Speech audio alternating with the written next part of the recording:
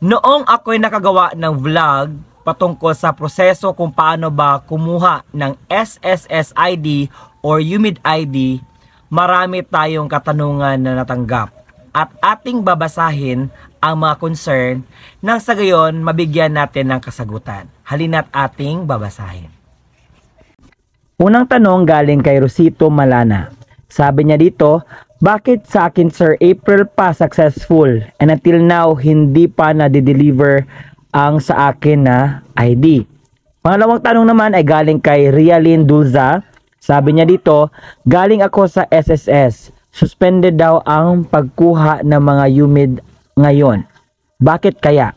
Ang lahat ng katanungan ito ay bibigyan natin ng solusyon. But bago natin pag-uusapan ng content na ito, hayaan nyo munang magpapakilala ko sa inyo. Ako po si Ruel Mendoza-Tanyo. Kung ikaw ay bago pa lang sa aking YouTube channel, huwag kakalimutang i-like ang video kong ito. Mag-comment ka if you have some concerns regarding to this vlog. And also, kung nais nyong tulungan ang channel ko na ito na mag-grow, just help me by just subscribing it. And also, kung nais mo na maging updated pa sa mga videos na i-upload ko pa dito sa aking YouTube channel, i-bell notification mo na. And ngayon, ibibigay ko na ang kasagutan sa iyong katanungan noong mga question kanina na ating binasa.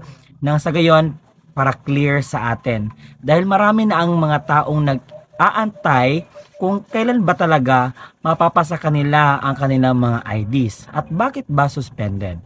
Ano ba yung ipagpapalit nila ng mga process na kung saan beneficial sa atin?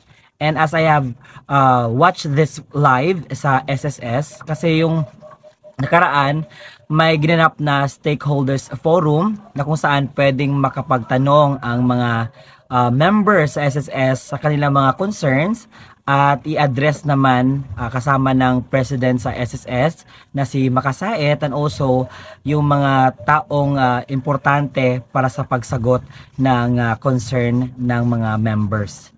So right now, I'll be showing to you kung ano yung kasagutan or dapat nating malaman na detalye with regards sa ID, sa concern sa ID. Bakit hindi ba nila ma-release? Bakit hindi nila mabigay sa atin? At bakit na-suspended? Ano ba yung mga pwede nating good news na matatanggap dito sa stakeholders forum na ginanap doon sa Luzon? So if you're ready, so let's go and watch this. This is Sir Alon Sagay from Lawaan. So my concern is releasing po ng SSS ID natin na umabot po ng 2 years bago po siya ma-release. So ano po yung naging issue, ba't ganun po katagal? Ang lakas nung 2 years! Pag narinig nyo 2 years, alam nyo totoo? Pinakancel ko yung ID na yan nung naging presidente ako. Nagtipid ako ng 3 bilyong piso para sa SSS, para sa inyo, dahil yung ID na yan ay hindi pwede na nagbabayad ang SSS ng 160 pesos kada ID. Kalokohan. Di ba? Pera niya yun eh. Pero may ginawa akong mas maganda si Ma'am Normin ang maki-explika. 3 bilyon ang natipid ko dyan. Ha? So para walang korupsyon, cancelin yung kontratang yan, kalokohan yung kontratang yan, gawa tayo ng ibang ID na libre, na walang korupsyon. Yan. So tama po yun. Yan. Kasi yung dati meron ho tayong tinatawag na UMID ID na binabayaran po natin ang pag-operate niyan kasi meron tayong biometric capture, meron po tayong card production. Alam niyo, ang ginawa ho namin, yung UMID ID na yan, ginawa ho namin siyang functional card. Maging UMID ATM pay card. Kasi ang benefits, ang loans, and even the refunds po ninyo sa SSS, lahat ho ngayon, hindi na ho tayo nag-check. Ang ano ho natin is checkless disbursement. So mapupunta ho yan lahat sa inyong mga bank account. Pero this time, it will be easier kasi pag kumuha ho kayo ng UMID ATM pay card, it will already function as an ID and as a disbursement card at the same time. So hindi na ho ninyo kailangan mag-enroll ng mga bank account, kundi yung ID na rin na ho yun, it will already serve as your bank account. Kasi we already talk with the partners, yung mga bangko ho natin, na they will be the one to produce the card. Kaya ho yung sinasabi ni PCEO na nakatipid. Kasi we partnered with the banks na sila na ho yung mga magpuproduce ng card, and at the same time, ililink ho yan sa isang bank account para ho lahat ng inyong mga disbursement mapupunta na ho doon. So ngayon, we are already working na yung may mga existing UMID card is mag-upgrade ho kayo. Meron ho kami mga pinadalang notice para ho i-upgrade ninyo ang inyong UMID card into a UMID ATM pay card. So meron ho tayong partner ngayon, yung Union Bank. Actually, meron din silang promo ngayon yung mga mag-upgrade, parang you will have a chance to win. Ang grand prize nila is a Nissan Navara. So they extended that.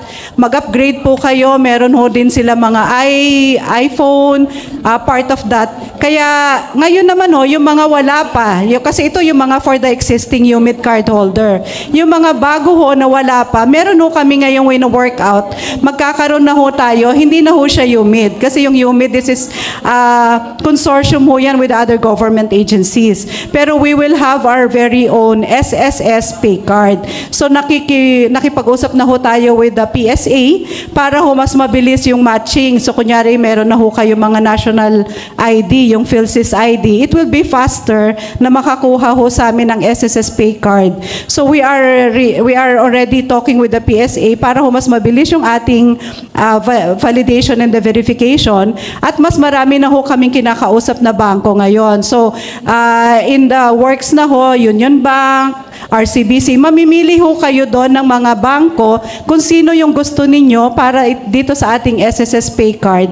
And syempre, kung sabi nga namin, yung mga bangko na yan, dapat gandahan ninyo yung terms, di ba? Kaya as much as possible, sabi namin, wala nang opening balance, walang maintaining balance. So, in the works na ho yan. So, we are targeting to implement that this year. So, hintayin ho ninyo, we will launch already yung tong project na to, at malalaman ho ninyo, i-announce po namin. So, hintayin ho natin. So, wala na ho tayong UMID card, but it will already be an SSS pay card, which will still serve as an ID ho yan. Tatanggapin pa rin ho yan as ID sa ating mga government agencies, sa mga private, as your identification card, but it will already be an bank account or disbursement account na ho ninyo kung saan mapupunta yung inyong mga benefits, loans, at hindi na ho kayo kailangan mag-submit ng mga DAEM. Di ba? Meron ho tayo ngayon tinatawag na nag-open pa kayo ng mga account sa mga bangko, saka ninyo isasubmit sa SSS, na minsan nahihirapan ho kayo because na-deny, because blurred ho siya, minsan hindi namin makita yung tamang account number. So, it will be easier pagka ho na-implement namin tong SSS pay card. So, we will announce po kung kailan natin ilo-launch ho ito. Okay. Thank you for that information. With that SSS pay card, mga ilang months naman siya bago naman matanggap ng mga beneficiaries? Actually, the crediting is already with the bank. Pero ngayon kasi meron tayong PesoNet and InstaPay, di ba? So mabilis na ho yan. Mga ang tinitignan namin is mga within 5 days. Once we remit yung inyong disbursement dito sa mga bangko na yan, mga 5 to 7 days they will already be credited. And madali na ho kasi yung card ho, yes. Mabilis ho ang card kasi pagka ho nag-enroll kayo, this is online. Dapat mag-open na ho kayo pala ng inyong My SSS account sa aming website. So actually, in-encourage namin lahat ng member na mag-open po ng My SSS account para nakikita ho ninyo yung record, yung mga sinasabi natin kanina na baka hindi na-remit yung loan payments, yung contributions, makikita ninyo. And mabilis ho yung enrollment. Magko-consent lang kayo doon, we will inform the bank. And then yung banko ho niyan, they will already produce and release that to your address. Mamimili ho kayo. Gusto nyo bang kunin siya sa branch ng bangko or ipapadeliver? So, yun ho yung plano namin dito. Yeah, this is the SSS pay card. So within the year ho, abangan ho natin. We will already launch this program. Okay? Okay, po. thank you. So I hope na ma-assist po tayo. Yes, Thank you sir. so much. Ngayon, nalaman natin ang mga dahilan bakit suspended ang application sa SSS ID or UMID ID at bakit sa tagal ng application natin ay hindi na ibigay sa atin ang mga in-apply natin ng mga IDs. Sa kadahilan ng pinakancel ng president sa SSS na si Makasait. Kaya hindi na po tayo maka-expect na pwede po tayo mag-apply. It's because, yun na nga, malaki ang mababayad kasi ng SSS na pondo for application sa SSS ID. Kaya sa explanation ng babae kanina na pinalitan nila ng bago na hindi lang ID ang makukuha mo kundi ATM card kasi naghahanap sila or nakikpartner sila sa lahat ng mga banks na kung saan double purpose na yung matatanggap natin na IDs na at saka ATM card. So example, kung maglo-loan tayo, dahil alam naman natin na ang purpose po ng minsan ng SSS ay maglo-loan tayo ng calamity loan, sarili loan, and marami pang mga loans na pwede natin i-apply doon sa SSS. Kaya naman, ito yung pamaraan ng SSS nang sa gayon, automatic na maihulog na kasi meron na kayong record ng inyong account doon sa kanilang portal dahil sila na mismo ang nakikipart-partner sa mga banks. So, ang mangyayari, pag-apply mo, mag-antay lang daw ng 5 to 7 days at marirelease. And sa pagkuha naman, so ang mangyayari, nakadepende.